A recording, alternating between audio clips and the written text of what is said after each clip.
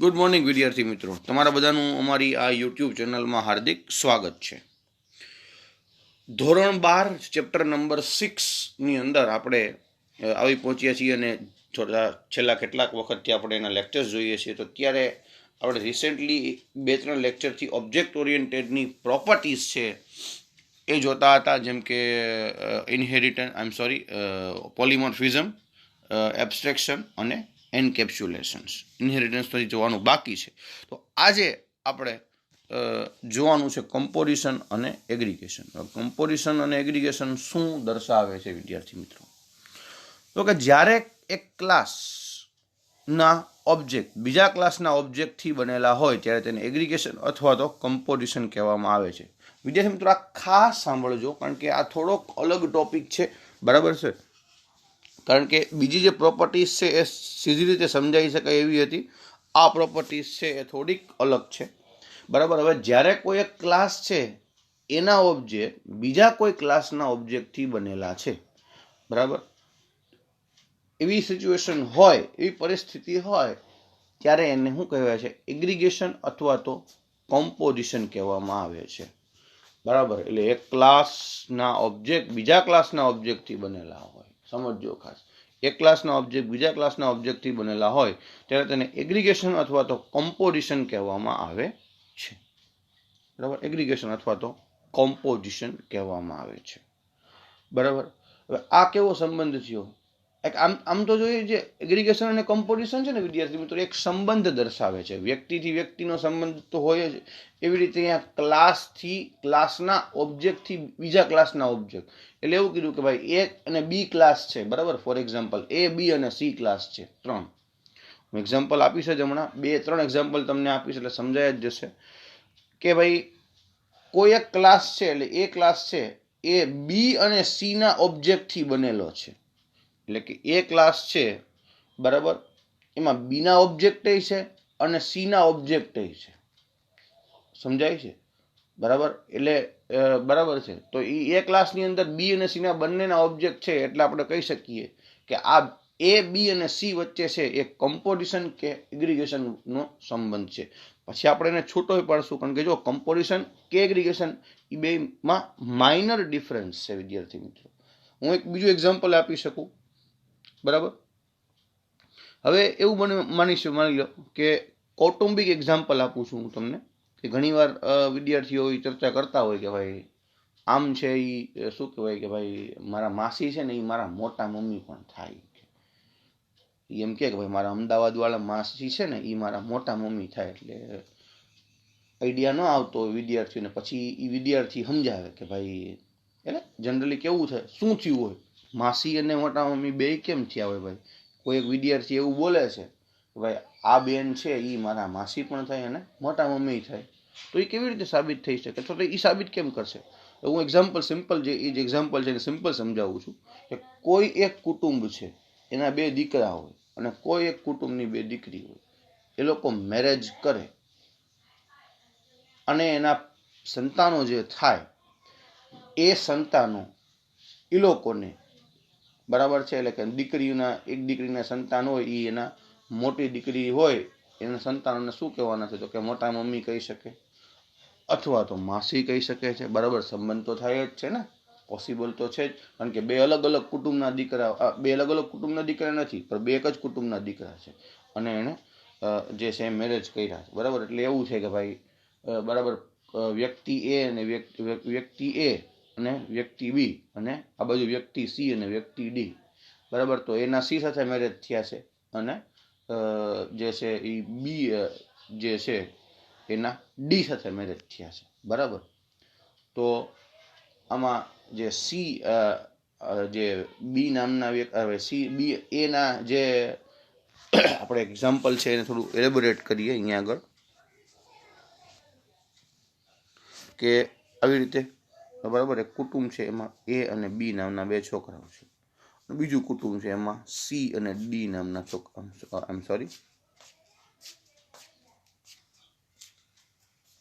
C નામના D છોકરા, બરાબર. તો આ લોકો છે એ બોયઝ છે, આ લોકો છે એ ગર્લ્સ છે, બરાબર. તો આ એના મેરેજ છે એ સી સાથે થાય છે અને બીના મેરેજ છે એ ડી સાથે થાય છે, બરાબર. એટલે હવે આ એ સી ને એક છોકરો હોય અને આ બી ડી ને પણ એક છોકરો હોય, બરાબર છે. તો આ એસી નો જે આ છોકરો છે આ બી ને એના કાકા પણ થાય અને આ એના માસી કહેવાય, ડી એના માસી છે, બરાબર ને. બે સંબંધ થયો એટલે આ છોકરો એમ બોલે ને કે ડી છે ને એ મારા કાકી પણ થાય અને માસી પણ થાય. આવડવા એનો છોકરો છે એ સી ને શું કહે, એને માસી પણ કહી શકે અને મોટા મમ્મી પણ કહી શકે. સમજાય છે? જો આ ક્રોસ રિલેશન. આ છોકરો એમ કે ભાઈ સી છે ને એ મારા માસી પણ થાય અને મોટા મમ્મી પણ થાય, બરાબર. આવો રિલેશન. તો ત્યારે એટલે આ બી છે એટલે કે માનો કે આ બી કુટુંબ છે અને આ જી કુટુંબ છે, બરાબર. હવે આ જે સી અને ડી ઓબ્જેક્ટ છે એ નવામાં આવ્યા એટલે બી કુટુંબમાં આવ્યા, બરાબર છે. તો ત્યારે આ લોકો વચ્ચે છે એ અંશતઃ કે પૂર્ણ સંબંધ છે એ દર્શાવે છે. તો વિદ્યાર્થી મિત્રો એક એક્ઝામ્પલ છે તમે ખાસ કન્સિડર કરી શકો, બરાબર છે, કે આનું અંશતઃ જે સંબંધ છે એ દર્શાવે છે. પછી માનો કે આ સી ડી ઈ અને માનો કે આને એક જે નામનો ભાઈ હોય સપોઝ, તો એ આ એ બી ને હગવો થાય ને, સમજાય છે? એ બી ને એનો શાળો થાય અને આ બે છોકરાઓ છે એના મામા થાય. ક્લિયર? તો આ રીતનો આખો એ સંબંધ છે એ દર્શાવે છે. તો આ લોકોના સંબંધને આપણે કમ્પોઝિશન કે એગ્રીગેશન એમ બંને કહી શકીશું, બરાબર. હવે એવો પ્રશ્ન થાય કે સર આમાં તો કમ્પોઝિશન ને એગ્રીગેશન બે એક જ છે, પણ નહીં, કમ્પોઝિશન ને એગ્રીગેશન વચ્ચે માઇનર ડિફરન્સ છે. તો શું માઇનર ડિફરન્સ છે વિદ્યાર્થી મિત્રો? તો કમ્પોઝિશન અને એગ્રીગેશન અલગ અલગ ક્લાસ વચ્ચેનો પૂર્ણ અથવા તો તેમાંનો અંશતઃ સંબંધ રજૂ કરે છે, બરાબર. હવે કમ્પોઝિશન અને એગ્રીગેશન છે એ અલગ અલગ ક્લાસ વચ્ચેનો પૂર્ણ કે અંશતઃ સંબંધ રજૂ કરે છે. પૂર્ણ એટલે બરાબર ફૂલ સંબંધ આપણે કહી શકીએ ને એમ, અને અંશતઃ એટલે આપણે કહી શકીએ કે ભાઈ સંબંધ છે, બરાબર. હતો કેરી ચોખવટ નથી કરતા, સંબંધ છે. આપણે કહીએ ને કે ભાઈ એ અમારા દૂરના રિશ્તેદાર છે. આપણે ઘણી વાર इंग्लिश हिंदी में સાંભળતા હોય કે वो हमारे दूर का रिश्तेदार है इसलिए तो दूर खड़ा है. તો આવી રીતે આ છે એ આપણા દૂરના રિશ્તેદાર છે અને એ દૂર જ ઊભા છે. તો અહીંયા આગળ આપણે જે એક્ઝામ્પલ લીધું એ એવું સૂચવે છે કે એ લોકો વચ્ચે કમ્પોઝિશનમાં મનો સંબંધ જે છે વિદ્યાર્થી મિત્રો એ પૂર્ણ અથવા તો અંશતઃ સંબંધ દર્શાવતો હતો. હવે કોઈ એક ક્લાસ વચ્ચે અને ઓબ્જેક્ટ બીજા ક્લાસના ઓબ્જેક્ટ વચ્ચે જો પૂર્ણ સંબંધ હોય તો એને કમ્પોઝિશન કહે છે, અને કોઈ એક બીજા ક્લાસ વચ્ચે અને બીજા ક્લાસના ઓબ્જેક્ટ વચ્ચે અંશતઃ સંબંધ હોય તો એને એગ્રીગેશન કહે છે. આપણે એવું પણ યાદ રાખી શકાય કે કમ્પોઝિશન એટલે પૂર્ણ સંબંધ અને એગ્રીગેશન એટલે કે અંશતઃ સંબંધ, બરાબર છે. હવે આપણને ક્યારેક કન્ફ્યુઝન પણ થાય કે તો સર અમારે સમજવું શું પૂર્ણ અને અંશતઃ સંબંધ વિશે, બરાબર. આપણને એવું થાય કે સાહેબ આમાં અમને પાછું સમજાણવું નહીં કે આ પૂર્ણ અને અંશતઃ સંબંધ શું દર્શાવે છે. તો બીજું એક્ઝામ્પલ પણ હું તમને આપવાનો જ છું, પણ એ પહેલાં આપણે એવું કહી શકાય કે જેનો લોહીનો સંબંધ હોય તો ડાયરેક્ટ સમજાઈ જાય એવો સંબંધ હોય, બરાબર છે. લોહીનો સંબંધ હોય પૂર્ણ હોય અને બીજો જે સંબંધ હોય કૌટુંબિક સંબંધ દૂરનો હોય એને અંશતઃ સંબંધ એવું કહી શકાય. એટલે આ હું તમને બ્લડ રિલેશન દ્વારા સમજાવું છું. અથવા તો એવું બીજું પણ બની શકે કે આપણે એવું કહી શકીએ કે કોઈ એક ક્લાસ વચ્ચે બીજા ક્લાસના ઓબ્જેક્ટ વચ્ચે જે છે એ પૂર્ણ સંબંધ હોય એટલે એને એક્સક્લુઝિવ રિલેશનશિપ કહેવાય, અજોડ સંબંધ, બરાબર છે. જો કે ભાઈ આ મારો છોકરો છે એટલે એ પછી કોઈ બીજો ક્વેશ્ચન પૂછવા ન આવે, બરાબર છે.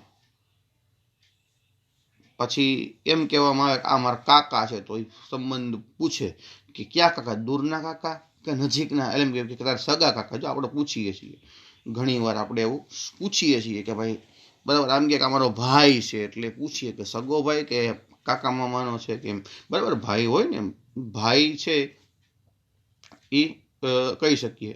પછી એમ કે આ મારો દીકરો છે તો પછી બીજું કોઈ આપણે સવાલ છે એ ન જ પૂછવા જોઈએ, બરાબર છે. એમ આ મારા મમ્મી છે, હા બરાબર. આ સાસુ વખતે એ કહી દેશે કે અમારા સાસુ છે, મમ્મી નહીં કહે, બરાબર છે. એટલા માટે જી ચેનલમાં એ ચોખવટ કરી દેશે. હા, પછી શાળો હોય તો શાળામાં પણ બની શકે ને, તો પૂછે લોકો ભાઈ અમારો શાળો છે, બરાબર છે, બરાબર છે.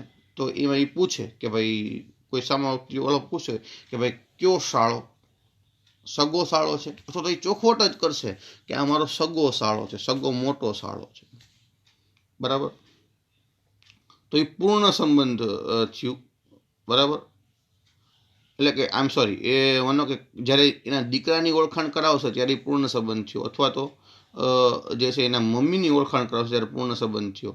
પણ જ્યારે એમ કે મારા કાકા છે કે આ મારી બેન છે, તો એ છે એ કેવો સંબંધ થશે? અંશતઃ સંબંધ થશે. કેમ? કારણ કે એ બેન છે એ દૂરની હોઈ શકે ને સગી હોઈ શકે ને, તમારે ચોખવટ કરવી પડે. હા, ચોખવટ કરશે તો ઠીક છે, બરાબર. નહીં કરે તો એ અંશતઃ સંબંધ છે એ દર્શાવાશે, બરાબર. હવે પૂર્ણ એટલે કે એક્સક્લુઝિવ, આ વસ્તુ ઇંગ્લિશમાં છે પણ યાદ રાખવી પડશે. અને એટલે કે પૂર્ણ જે છે એ કમ્પોઝિશન કહેવામાં આવે, અને એગ્રીગેશનને નોન એક્સક્લુઝિવ એટલે કે નોટ એક્સક્લુઝિવ, બરાબર છે. એટલે કે એક્સક્લુઝિવ ન હોય તેવું. હવે એક્સક્લુઝિવને ગુજરાતીમાં શું કહેવાય વિદ્યાર્થી મિત્રો? તો કે જે યુનિકનેસ ડિસ્પ્લે કરતા હોય, અજોડ સંબંધ હોય વિદ્યાર્થી મિત્રો, તો એ અજોડ સંબંધને આપણે શું કહીએ છીએ? કમ્પોઝિશન કહીએ છીએ. જ્યારે અંશતઃ સંબંધ હોય એને એગ્રીગેશન એટલે કે એક્સક્લુઝિવની વાત આવે વિદ્યાર્થી મિત્રો, તો આંખો વીંચીને તમે છે કમ્પોઝિશન લખી શકો. અને નોન એક્સક્લુઝિવ કે નોટ એક્સક્લુઝિવ તમને કદાચ એવું પૂછે તો આંખો વીંચીને તમારે લખી નાખવાનું કે એગ્રીગેશન, બરાબર છે. હવે અહીંયા આગળ મેં બીજું એક્ઝામ્પલ જે છે ખાસ તમારા માટે લીધું છે વિદ્યાર્થી મિત્રો. બીજું એક્ઝામ્પલ શું કહેવા માંગે છે આપણને? તો કે કોલેજ, ડિપાર્ટમેન્ટ અને વિદ્યાર્થી આ ત્રણેય ક્લાસ છે, બરાબર. હવે જુઓ, કોમ્પોઝિશન અને એગ્રીગેશન થોડું સમજવું અઘરું પડે છે વિદ્યાર્થી મિત્રો, એટલે આપણે એને સમજવા માટે શું કીધું છે કે કોલેજ, ડિપાર્ટમેન્ટ અને વિદ્યાર્થી આ ત્રણેય ક્લાસ છે. કોલેજ નામનો ક્લાસમાં ડિપાર્ટમેન્ટ અને વિદ્યાર્થીને લગતા ઓબ્જેક્ટથી બનેલો છે. જો સાંભળજો, કોલેજ, ડિપાર્ટમેન્ટ અને વિદ્યાર્થી આપણને ત્રણેય અલગ અલગ ક્લાસ, જો અહીંયા આપણને દર્શાવ્યો છે કે ભાઈ આ કોલેજ, ડિપાર્ટમેન્ટ અને આ વિદ્યાર્થી, બરાબર. આ ત્રણેય છે અલગ અલગ ક્લાસ છે. હવે એમાં કોલેજ નામનો જે ક્લાસ છે ને વિદ્યાર્થી મિત્રો, એ કોલેજ નામનો ક્લાસ ડિપાર્ટમેન્ટ અને વિદ્યાર્થીને લગતા ઓબ્જેક્ટથી બનેલો છે. એટલે કોલેજમાં કયા કયા ઓબ્જેક્ટ છે? તો કે ભાઈ ડિપાર્ટમેન્ટ ક્લાસના અમુક ઓબ્જેક્ટ છે, બધા ઓબ્જેક્ટ છે, અને વિદ્યાર્થીના હોય જ ને, કારણ કે કોલેજ એટલે સીધો સંબંધ હોય એટલા માટે. હવે કોલેજ, ડિપાર્ટમેન્ટ અને વિદ્યાર્થી વચ્ચે કેમાંથી કેનો એગ્રીગેશનનો સંબંધ છે અને કેમાંથી કેનો કમ્પોઝિશનનો સંબંધ છે એ આપણે જોઈએ, બરાબર. અહીંયા આગળ આપણને એવું કીધું છે કે ભાઈ જેમાં કોલેજ અને ડિપાર્ટમેન્ટ વચ્ચે કોમ્પોઝિશનનો સંબંધ કહી શકાય છે. જો આપણને ડાયરેક્ટ એક્ઝામ્પલ જ આપી દીધું છે ને, ડાયરેક્ટ કહી દીધું લોકોએ કે કોલેજ અને ડિપાર્ટમેન્ટ વચ્ચે કમ્પોઝિશનનો સંબંધ કહી શકાય. આપણે પહેલી લીટી વાંચીએ, આઈ એમ સોરી,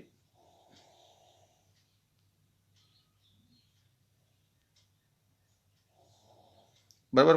કોલેજ અને ડિપાર્ટમેન્ટ વચ્ચે કમ્પોઝિશનનો સંબંધ કહી શકાય, અને કોલેજ અને વિદ્યાર્થી વચ્ચે એગ્રીગેશનનો સંબંધ કહી શકાય. કોલેજ અને ડિપાર્ટમેન્ટ વચ્ચે કમ્પોઝિશન અને કોલેજ ને વિદ્યાર્થી વચ્ચે એગ્રીગેશન. હવે એમ કેમ થાય કે કોલેજ, ડિપાર્ટમેન્ટ કમ્પોઝિશન ને કોલેજ વિદ્યાર્થી એગ્રીગેશન? તો એ રીતનો સંબંધ કેમ આવ્યો છે? તો શું કહે છે? કારણ કે કોલેજની અંદર એક કરતાં વધુ ડિપાર્ટમેન્ટ્સ છે, બરાબર, અને વિદ્યાર્થીઓ પણ છે. કોલેજની અંદર જે છે એ એક કરતાં વધુ વિદ્યાર્થીઓ છે અને ડિપાર્ટમેન્ટ પણ છે. હવે આમાં તો પણ આપણને ન સમજાય, એક સિમ્પલ અને મારી રીતે હું તમને સમજાવું છું કે કોલેજ હોય એની અંદર જે ડિપાર્ટમેન્ટ હોય એ કેટલા હોય, તો કે ભાઈ 3-4 હોય. બધા અલગ અલગ ડિપાર્ટમેન્ટ હોય ને, એક તો ડિપાર્ટમેન્ટ ના હોય, બરાબર, કે સરખા કે ભાઈ આઈ બીકોમ ડિપાર્ટમેન્ટ, તો એવી રીતે હોતું નથી. આમાં શું હોય તો કે ભાઈ બીકોમ, બીબીએ, બીસીએ, બરાબર, એમએસસી આઈટી, એમસીએ, એમબીએ, બરાબર, બીએસસી, એમએસસી, બીએડ, બરાબર, બીજા બધા ઘણા આર્ટ્સ છે, એમએ છે, બરાબર, એમબીએ, એમએડ છે, બરાબર છે, એમએ છે. તો અલગ અલગ કેટલાય ડિપાર્ટમેન્ટ છે, બરાબર. હવે આ ડિપાર્ટમેન્ટ છે એક જ હોય ને, બરાબર, અને વિદ્યાર્થીઓ તો અનેક હોઈ શકે છે, બરાબર છે. તો કોલેજ અને ડિપાર્ટમેન્ટ છે એ એક જ છે, અને જે વિદ્યાર્થી છે એ કેવા છે, અલગ અલગ છે, બરાબર છે. તો ડિપાર્ટમેન્ટ એક છે એટલે કેવો સંબંધ થયો, એક્સક્લુઝિવ સંબંધ થયો, બરાબર. કારણ કે કોલેજમાં ડિપાર્ટમેન્ટ એક જ હોય, બદલતા ન હોય. અને એગ્રીગેશન જે વિદ્યાર્થી છે એ અલગ અલગ બ્રાન્ચના હોય, બરાબર છે. કે હું એમ કહું કે આ બીસીએ ડિપાર્ટમેન્ટ છે તો એક જ થયું, અને આ છે એ આ ડિપાર્ટમેન્ટ છે તો એ પણ જોવામાં આવ્યું આપણને કે ભાઈ આ શું, તો કે ભાઈ આ બીસીએ ડિપાર્ટમેન્ટના વિદ્યાર્થી છે તો એ વિદ્યાર્થી કેવા કહેવાય, એક કરતાં વધારે જ હશે, બરાબર છે. ઓકે, એ જ વસ્તુ અહીંયા આગળ આપણને સમજાવી છે, કારણ કે કોલેજની અંદર એક કરતાં વધુ ડિપાર્ટમેન્ટ છે અને વિદ્યાર્થીઓ પણ છે. બીજા અસ્ત્રોમાં એવું આપણને સમજાવ્યું છે કે ડિપાર્ટમેન્ટનું અસ્તિત્વ કોલેજ હોય ત્યાં સુધી જ છે. અસ્તિત્વની વાત એવી, એક ડિપાર્ટમેન્ટનું અસ્તિત્વ કોલેજ હોય ત્યાં સુધી જ છે. એટલે કોઈ એક કોલેજ છે એની અંદર આટલા ડિપાર્ટમેન્ટ છે તો ડિપાર્ટમેન્ટ અને કોલેજ વચ્ચેનો એક્સક્લુઝિવ સંબંધ કીધો, એટલે કે કોમ્પોઝિશન સંબંધ કીધો, કારણ કે એ ડિપાર્ટમેન્ટ એક જ હોય, બરાબર. અને સ્ટુડન્ટ છે એ અનેક જ હોઈ શકે છે, બધા ભેગા થઈ ગયા હોય, બરાબર. અને કોલેજની અંદર ડિપાર્ટમેન્ટે આવે, હા, અને ડિપાર્ટમેન્ટના ઓબ્જેક્ટ આવે, અને કોલેજની અંદર સ્ટુડન્ટના ઓબ્જેક્ટ આવે, કારણ કે સ્ટુડન્ટ એ કોલેજમાં જ ભણે છે ને, ડિપાર્ટમેન્ટમાં ભણે છે એવું ન કહી શકાય, કોલેજમાં ભણે છે એમ જ કહી શકાય. તો કોલેજ ડિપાર્ટમેન્ટનું અસ્તિત્વ ક્યાં સુધી છે, તો કે જ્યાં સુધી, સાંભળજો, ડિપાર્ટમેન્ટનું અસ્તિત્વ ક્યાં સુધી છે, તો કે જ્યાં સુધી કોલેજ છે. એટલે ડિપાર્ટમેન્ટ નામના ક્લાસનું અસ્તિત્વ ક્યાં સુધી છે, તો કે જ્યાં સુધી કોલેજ છે ત્યાં સુધી. તો આપણે કહીએ કે વિદ્યાર્થીનું અસ્તિત્વ બંધ ન થઈ જાય, વિદ્યાર્થી બીજી કોલેજમાં એડમિશન પણ લઈ શકે ને. અહીંયા આગળ જ સમજાવ્યું છે કે કારણ કે કોલેજની અંદર એક કરતાં વધુ ડિપાર્ટમેન્ટ છે અને વિદ્યાર્થીઓ પણ છે.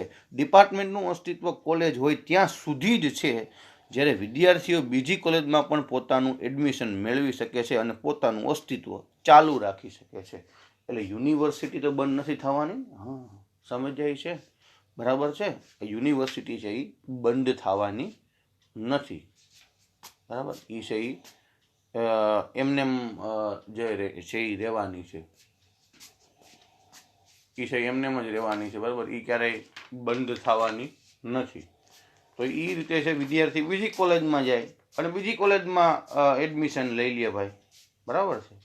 તો એનું અસ્તિત્વ ચાલુ રહેશે, પણ જે તે કોલેજ છે એકવાર બંધ થઈ ગઈ તો એ પછીથી એનું અસ્તિત્વ રહેશે નહીં, બરાબર. એક એક્ઝામ્પલ જે છે એ આપણે આ રીતે જોઈ શકીએ છીએ, જો, બરાબર. આ કોલેજ, ડિપાર્ટમેન્ટ અને સ્ટુડન્ટ, બરાબર. ક્લાસ ડાયાગ્રામમાં એગ્રીગેશન અને કમ્પોઝિશનનો સંબંધ દર્શાવતી આકૃતિ. પહેલાં સૌથી પહેલાં આપણે આકૃતિ પણ જોઈ શકીએ છીએ કે ભાઈ કોલેજ નામનો ક્લાસ છે એ મુખ્ય ક્લાસ છે, અને ડિપાર્ટમેન્ટ છે એની વચ્ચેનો જે છે એ એગ્રીગેશન કમ્પોઝિશન સંબંધ છે, અને સ્ટુડન્ટ વચ્ચે છે એ કેવો સંબંધ કીધો આપણને, તો કે ભાઈ એગ્રીગેશન સંબંધ છે. હવે અહીંયા આગળ આવી રીતે નિશાની કરેલી છે ને એ શું છે વિદ્યાર્થી મિત્રો, તો કે ભાઈ ક્લાસ ડાયાગ્રામમાં એક રિવાજ છે કે ભાઈ ક્લાસ ડાયાગ્રામમાં બે ક્લાસ વચ્ચે આવો જો કોઈ એક્સક્લુઝિવ એટલે કે કોમ્પિટિશનનો સંબંધ હોય તો એને ભરેલા હીરા તરીકે દર્શાવવો. બરાબર, તો જો અહીંયા આગળ મેં આ ભરેલો હીરો છે એ દર્શાવ્યો છે વિદ્યાર્થી મિત્રો. બરાબર, આ ભરેલો હીરો દર્શાવ્યો છે અને આ છે એ આપણો ખાલી હીરો દર્શાવ્યો છે. બરાબર, એટલે કે ઇંગ્લિશમાં આપણે એવું કહી શકાય કે ફિલ્ડ ડાયમંડ અને એમ્પ્ટી ડાયમંડ. ફિલ્ડ એટલે કે ભરેલો હીરો અને એમ્પ્ટી ડાયમંડ એટલે કે ખાલી હીરો. તો કોલેજ અને ડિપાર્ટમેન્ટ વચ્ચે છે એ એગ્રીગેશન કોમ્પિટિશનનો સંબંધ છે અને કોલેજ અને સ્ટુડન્ટ વચ્ચે છે એ એગ્રીગેશનનો સંબંધ છે. બરાબર, આપણે સમજાયું કે ભાઈ કોલેજમાં ડિપાર્ટમેન્ટ ક્લાસનું અસ્તિત્વ ક્યાં સુધી છે તો કે જ્યાં સુધી કોલેજ ચાલુ છે. બરાબર, ત્યાં સુધી ડિપાર્ટમેન્ટ ક્લાસનું અસ્તિત્વ છે. બરાબર, સ્ટુડન્ટ ક્લાસનું અસ્તિત્વ છે એ ક્યાં સુધી છે તો કે જ્યાં સુધી ભણે ત્યાં સુધી છે. એટલે માનો કે ઇન બિટવીન કોલેજ બંધ થઈ ગઈ તો સ્ટુડન્ટ છે એ બીજી યુનિવર્સિટી બીજા જે છે એ કોલેજમાં વહી જઈ શકે છે, પણ એની યુનિવર્સિટી તો એની જ રહે છે ને, કોલેજ બદલે છે. બરાબર છે, જેમ કે કોઈ 10 અને 12 કોઈ સ્કૂલ હોય. બરાબર છે, તો ધોરણ છે એ જે તેમાં એક જ હોય ને. બરાબર, આપણે એવું સમજીએ અહીંયા હોય, તમે એમ કહી શકો કે ધોરણ એક જ હોય છે, ક્લાસ એના અલગ અલગ હોય, જેમ કે ક્લાસ A, ક્લાસ B. બરાબર છે, તો ક્લાસ એનો વિદ્યાર્થી એમ જ કહે કે હું ધોરણ 10ના ક્લાસમાં આવું છું અને ક્લાસ બીનો પણ કેમ કે હું પણ ધોરણ 10ના ક્લાસમાં આવું છું. એટલે આ લોકોના બે વચ્ચે સરખો સંબંધ જ થાય. બરાબર છે, કારણ કે એક જ ક્લાસ છે. બરાબર, હા, ખાલી નામ અલગ અલગ છે એના જેવું થાય એમ. એટલે બે વચ્ચે કોમ્પિટિશનનો સંબંધ જ થાય છે. એટલે એ એક્ઝામ્પલ આપણે અહીંયા ન લઈ શકીએ, પણ આપણે એવું કહી શકીએ કે એક જ ક્લાસ છે. બરાબર છે, એટલે સ્કૂલ એક, ક્લાસ એક, એટલે કે 10મું ધોરણ 12મું ધોરણ, વિદ્યાર્થી અને. બરાબર, તો વિદ્યાર્થી છે, માનો કે સ્કૂલ બંધ થઈ જાય તો વિદ્યાર્થી રખડી પડવાના છે, ના ભાઈ ના, તો બીજી સ્કૂલમાં એડમિશન લઈ લઈએ.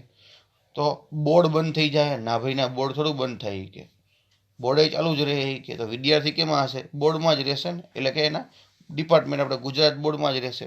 તો એવો એક્ઝામ્પલ પણ તમે અહીંયા આગળ લઈ શકો છો.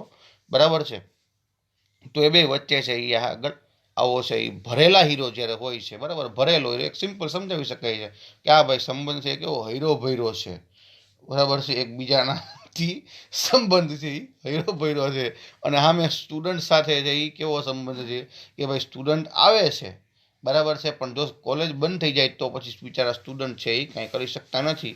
એટલે એ પછી ક્યાં જાય તો કે બીજી કોલેજમાં જાય, ન છૂટકે. અથવા તો એને મજા ન આવતી હોય સ્ટુડન્ટને ભણવાની કોલેજમાં, તોય તો બીજી કોલેજમાં વયું જાય ને ભાઈ. બરાબર છે, એને ફી ન પોહાતી હોય, એને ભણવું ન હોય, એવું બની શકે. તો એક સિમ્પલ એક્ઝામ્પલ અહીંયા આગળ આપણને આપવામાં આવેલું છે કે કોલેજ, ડિપાર્ટમેન્ટ અને સ્ટુડન્ટનું. બરાબર છે, અને આ જે આકૃતિ તમે જે વિદ્યાર્થી મિત્રો તમે જે જોઈ રહ્યા છો એ ક્લાસ ડાયાગ્રામમાં એગ્રીગેશન અને કોમ્પિટિશનના સંબંધ દર્શાવતી આકૃતિ છે. જો સમજો, ક્લાસ ડાયાગ્રામમાં એગ્રીગેશન અને કમ્પોઝિશનના સંબંધ દર્શાવતી આકૃતિ છે. હવે એગ્રીગેશન છે એ બે ક્લાસ વચ્ચેના ભિન્ન સંબંધને રજૂ કરે છે અને એગ્રીગેશનને ક્લાસ ડાયાગ્રામમાં ખાલી હીરા વડે દર્શાવાય છે અને કમ્પોઝિશન બે ક્લાસ વચ્ચેના અજોડ, અહીંયા જે ભિન્ન કીધું ને એટલે કે નોન એક્સક્લુઝિવ અથવા તો નોટ એક્સક્લુઝિવ, અને કમ્પોઝિશનને અજોડ કીધું છે એટલે કે એ એક્સક્લુઝિવ સંબંધને રજૂ કરવામાં આવે છે. અને ક્લાસ ડાયાગ્રામમાં તેને ભરેલા હીરા ફિલ્ડ ડાયમંડ અને એમ્પ્ટી ડાયમંડ. બરાબર છે, એ રીતે છે દર્શાવવામાં આવે છે વિદ્યાર્થી મિત્રો. બરાબર, તો આપણે આજે જોયું આ કમ્પોઝિશન અને એગ્રીગેશન. આ એક સિમ્પલ અને સચોટ ઉદાહરણ. આપણે બે ઉદાહરણ લીધા હતા, એક કુટુંબના બે દીકરી વાળું અને કુટુંબના બે દીકરા વાળું. અને પછી આપણે લીધું કોલેજ, ડિપાર્ટમેન્ટ અને સ્ટુડન્ટ નામનું એક્ઝામ્પલ. બરાબર છે, તો એ એગ્રીગેશન અને કમ્પોઝિશનનો સંબંધ દર્શાવે છે. કોલેજ, ડિપાર્ટમેન્ટ અને સ્ટુડન્ટ. બરાબર છે, ત્રણેય ક્લાસ છે. એમાંથી આપણે એવું કીધું કે કોલેજ અને ડિપાર્ટમેન્ટ વચ્ચે કોમ્પિટિશનનો સંબંધ છે. કેમ તો કે ભાઈ ડિપાર્ટમેન્ટ છે એ એક જ હોય કોલેજમાં, સ્ટુડન્ટ છે એક કરતાં વધારે હોય છે. બરાબર છે. ડિપાર્ટમેન્ટનું અસ્તિત્વ ક્યાં સુધી છે? તો કે જ્યાં સુધી કોલેજ શરૂ હોય ત્યાં સુધી, એટલે કોલેજ ચાલુ હોય ત્યાં સુધી હોય, કે કોલેજ ચાલુ ન હોય, કે કોલેજ એટલે કોલેજ ચાલુ એટલે કોલેજ બંધ થઈ જાય તો ડિપાર્ટમેન્ટ છે એ પણ બંધ થઈ જશે. બરાબર છે. એ કંઈ ડિપાર્ટમેન્ટ પોતાના નામની કોઈ કોલેજ જે છે એ પોતાના નામથી કે વિદ્યાર્થી ન ભણાવી શકે, કારણ કે કોલેજની મંજૂરી જોઈએ. બરાબર છે. તો એ રીતે આપણે એક્ઝામ્પલ જોયું, અને એગ્રીગેશનને અને કોમ્પોઝિશન વચ્ચે ભિન્ન અને અજોડ સંબંધ છે. એગ્રીગેશન એટલે ભિન્ન સંબંધ કરતાં વધારે, અને કમ્પોઝિશનને હજી અભિન્ન. તમને છે ને MCQ પૂછાઈ શકે છે કે એગ્રીગેશન એ બે ક્લાસ વચ્ચેનો કેવો સંબંધ રજૂ કરે છે? તો ભિન્ન. બરાબર છે. કમ્પોઝિશન બે ક્લાસ વચ્ચેનો કેવો સંબંધ રજૂ કરે છે? અજોડ અથવા તો અભિન્ન. બરાબર. અને એને કેવો દર્શાવવામાં આવે છે? ખાલી હીરા વડે એગ્રીગેશનને, અને ભરેલા હીરા વડે છે એ કમ્પોઝિશનને. બરાબર. યુનિક સંબંધ હોય એને ભરેલા હીરા તરીકે દર્શાવવામાં આવે છે, અને એગ્રીગેશનને છે ખાલી હીરા તરીકે દર્શાવવામાં આવે છે. હવે આવે છે વિદ્યાર્થી મિત્રો નવું વસ્તુ, ઇનહેરિટન્સ. તો અહીંયા આગળ મેં ઓલરેડી ક્લાસ ડાયાગ્રામની મદદથી આ એક બનાવેલું છે એક્ઝામ્પલ. આપણી પાઠ્યપુસ્તકમાં જ આપણને આપેલું છે. પર્સન અને ટીચર વચ્ચે જે છે એ ઇનહેરિટન્સનો સંબંધ દર્શાવ્યો છે આપણે. બરાબર. તો જોઈએ આગળ. આ ઇનહેરિટન્સ એટલે શું? બરાબર. આ એક છેલ્લી આપણા ઓબ્જેક્ટ ઓરિએન્ટેડ ક્લાસની આ છેલ્લી પ્રોપર્ટી છે. બરાબર. તો આપણે અભ્યાસ કરીએ ઇનહેરિટન્સનો. આગળ જોઈએ તે બે ક્લાસ વચ્ચે, એટલે ઇનહેરિટન્સ એ શું છે? તો કે બે ક્લાસ વચ્ચે ઇઝ અ કાઇન્ડ ઓફ નો સંબંધ દર્શાવે છે. જુઓ, ચોખ્ખી વસ્તુ છે કે બે ક્લાસ છે, પર્સન અને ટીચર. તો એની વચ્ચે છે એ શું છે? તો કે એ કેવો સંબંધ છે? ઇઝ અ કાઇન્ડ ઓફ સંબંધ છે દર્શાવે છે. બરાબર. Is A kind of. બે ક્લાસ વચ્ચે ઇઝ એ ના પૂર્ણ સંબંધની સ્થિતિ દર્શાવે છે. એ ઇઝ એ પ્રકારના પૂર્ણ સંબંધની દર્શાવે છે. બરાબર. સ્થિતિ દર્શાવે છે. અને એક અન્ય ક્લાસનો પ્રકાર હોય ત્યારે ઇનહેરિટન્સ વપરાય છે. બરાબર. બે ક્લાસ વચ્ચે છે એ ઇઝ એ અ કાઇન્ડ ઓફ નો સંબંધ છે એ પૂર્ણ સંબંધની સ્થિતિ દર્શાવે છે, અને એક ક્લાસ અન્ય ક્લાસનો પ્રકાર હોય ત્યારે તેની ઇનહેરિટન્સ તરીકે વપરાય છે. તે અન્ય હયાત ક્લાસના ગુણધર્મને વારસામાં મેળવી ઓબ્જેક્ટના નવા ક્લાસને વ્યાખ્યાયિત કરવાનો નિર્દેશ કરે છે. હવે જુઓ, અહીંયા આગળ નવું વસ્તુ આવી કે હયાત ક્લાસ. હયાત એટલે પહેલેથી જે હોય એને હયાત ક્લાસ કહેવાય. બરાબર. એટલે કે જે નવો ક્લાસ છે એ હયાત ક્લાસના ગુણધર્મને વારસામાં મેળવી એનો નવો ક્લાસ છે એ જે છે એ બનાવે છે. હવે નવા ક્લાસને શું કહી શકાય? તો કે સબ ક્લાસ અંગ્રેજીમાં, ચાઇલ્ડ ક્લાસ કે ડિરાઇવ્ડ ક્લાસ, ઉતરી આવેલો. એમ ડિરાઇવ્ડ એટલે ઉતરી આવેલો ક્લાસ, એટલે નીચે ઉતરી આવેલો નહીં, એના ઉપરથી ઉતરી આવેલો ક્લાસ. એમ સબ ક્લાસ, ચાઇલ્ડ ક્લાસ કે ડિરાઇવ્ડ ક્લાસ. જો વિદ્યાર્થી મિત્રો, ઇનહેરિટન્સનું બીજું એક્ઝામ્પલ પણ હું લઈ શકું છું. બરાબર. જેમ કે ફાધર અને સનનો સંબંધ ઇઝ એ કાઇન્ડ ઓફ સંબંધ છે ઇનહેરિટન્સનો. એક જ પુત્ર હોય એવું સમજીને આપણે ગણીએ. સપોઝ કે હું તમને એક એક્ઝામ્પલ દર્શાવું છું. હું માની લો કે આ ક્લાસ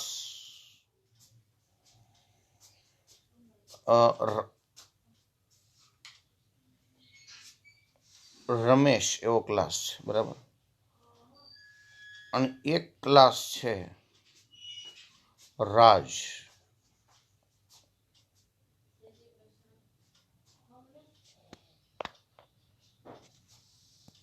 રમેશ અને રાજ છે, રમેશ છે એ ફાધર છે અને રાજ છે એ સન છે. બરાબર છે. તો આ બે વચ્ચે છે એ ઇનહેરિટન્સનો સંબંધ છે. કેમ ઇનહેરિટન્સનો સંબંધ કીધો આપણે? તો કે આ જે ક્લાસ રમેશ અને રાજ છે, એટલે રમેશભાઈની જેટલી પ્રોપર્ટી છે, જેટલા પૈસા છે, બરાબર, એ બધા ઉપર સીધો સંબંધ કેનો છે? રાજનો છે. એટલે પેલા રમેશભાઈ તો હતા, લગ્ન પછી રાજનું અસ્તિત્વ આવ્યું. એટલે રમેશભાઈ છે એ એ છે એ કેવો ક્લાસ કહેવાય તો કે પેરેન્ટ ક્લાસ કહેવાય. અને રાજ છે એ કેવો ક્લાસ કહેવાય તો કે ચાઇલ્ડ ક્લાસ કહેવાય. બરાબર.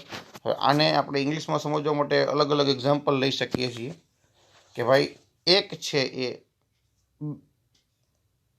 આપણે એક્ઝામ્પલ આમાં જ લઈએ. એક છે એ બેઝ ક્લાસ છે, એક છે એ પેરેન્ટ ક્લાસ છે, એક છે એ મેઇન ક્લાસ કહેવાય. હવે આના ઓપોઝિટ જાઓ, બેઝ એટલે શું થાય, અથવા તો હજી એક વર્ડ છે મારી પાસે સુપર. જે મેઇન ક્લાસ લખ્યો છે ને એની જગ્યાએ આપણે એવું લખી નાખીએ વર્ડ સુપર ક્લાસ. તો બેઝ ક્લાસ છે, પેરેન્ટ ક્લાસ છે અને સુપર ક્લાસ છે. તો બેઝ ક્લાસ છે એને ડિરાઇવ્ડ ક્લાસ કહી શકાય.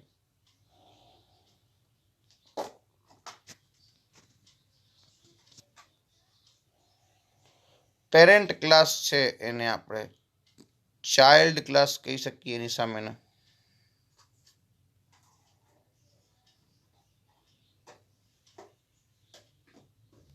અને સુપર ક્લાસ છે એને આપણે સબ ક્લાસ કહી શકીએ. એટલે કેમ એના ઓપોઝિશનમાં કહું છું હો. બરાબર છે. એટલે આ બે વચ્ચે આ વસ્તુ તમારે છે યાદ રાખવાની છે. બરાબર છે. હવે હજી એક વર્ડ પણ છે એક્ઝિસ્ટ ક્લાસ.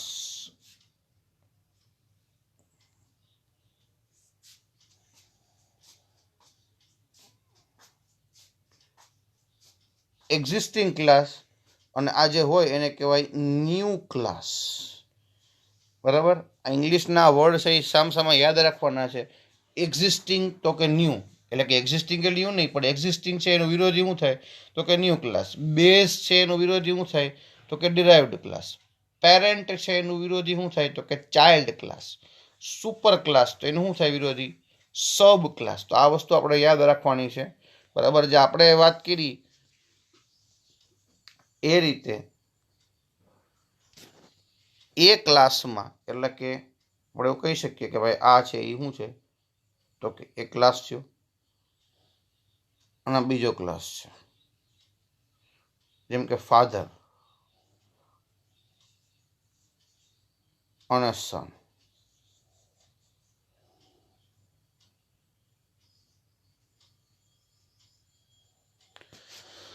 તો ફાધર અને સન વચ્ચે છે એ આ ઇનહેરિટન્સનો સંબંધ, એટલે કે ઇઝ એ કાઇન્ડ ઓફનો સંબંધ છે.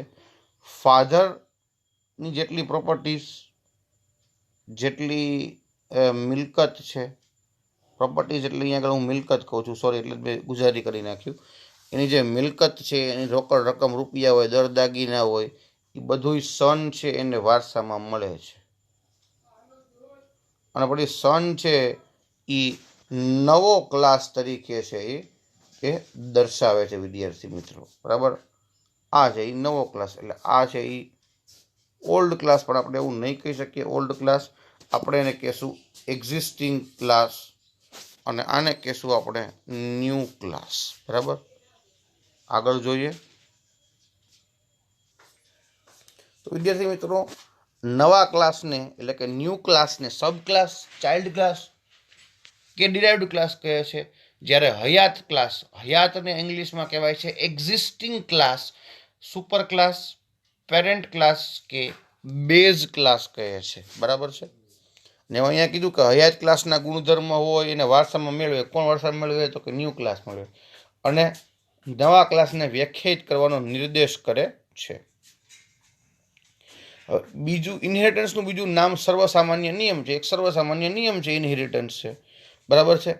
અને ઇનહેરિટન્સની નીચેની બાબતો સાથે વારસામાં મેળવે છે. ઇનહેરિટન્સ છે એ નીચેની બાબતો છે એ આપણે વારસામાં આપણને મેળવે છે. કઈ કઈ વારસામાં મેળવે તો કે ક્લાસની ક્રિયાત્મકતા ભેગી વાપરવા.